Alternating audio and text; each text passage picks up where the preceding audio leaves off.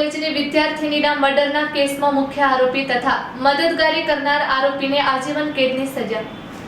એકતરફી પ્રેમમાં કોલેજની વિદ્યાર્થીના મર્ડરના કેસમાં મુખ્ય આરોપી તથા મદદગારી કરનાર આરોપીને આજીવન કેદની સજા। આ કામે હકીકત એવી છે કે આ કામની ફરિયાદી જેઠાલાલ હેમરાજભાઈ ખાનિયા રહે ગાંધીધામ વાડાની દીકરી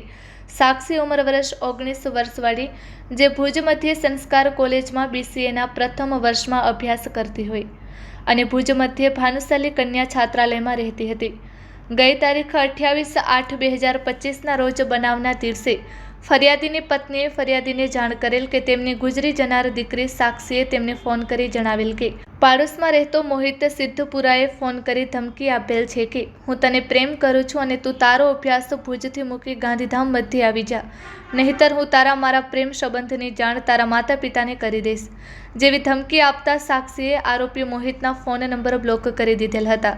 જેવી હકીકત જણાવેલ બાદ આ બાબતે મોહિતને મનદુખ થતા તેમજ આરોપી મોહિત એકતરફી પ્રેમ કરતો હોય ગુસ્સામાં આવીને સહ આરોપી જયેશ ઠાકોરના ઘરે ગયેલો અને ત્યાંથી બંને આરોપીઓ જયેશની મોટરસાઇકલથી ગાંધીધામથી નીકળેલા અને અંજાર મધ્યેથી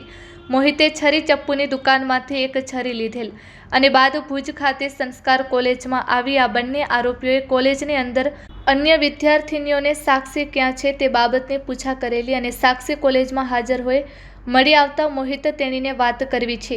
તેમ કહી સાઈડમાં લઈ ગયેલો અને મોહિતે સાક્ષીને પેટમાં ઈજા પહોંચાડેલ હતી, જેથી સાક્ષી હોસ્પિટલમાં સારવાર માટે જયેશની બાઇકમાં નીકળતી હતી, જે દરમિયાન ફરીથી મોહિત આવી જઈ બાઇકમાં સાક્ષીની પાછળ બેસી ગયેલ અને મોહિતે સાક્ષીને ગળાના ભાગે ગંભીર જીવલેણ ઈજા પહોંચાડી લોહીલુહાણ કરી દીધેલ બાદ ગંભીર હાલતમાં સાક્ષીને સારવાર અર્થે હોસ્પિટલમાં દાખલ કરવામાં આવેલ અને સારવાર દરમિયાન સાક્ષીનું મૃત્યુ થઈ જતા આ બનાવ અનુસંધાને ભુજ શહેર એ ડિવિઝન પોલીસ સ્ટેશનમાં ભારતીય ન્યાય સંહિતા તેમજ GP એક્ટ મુજબનો મર્ડરનો ગુન્હો આ બંને આરોપીઓ વિરુદ્ધ દાખલ કરવામાં આવેલ બાદ આ ગુન્હાની તપાસ ભુજ શહેર એ ડિવિઝન પોલીસ સ્ટેશનના police inspector Shri AM Patel નાઓએ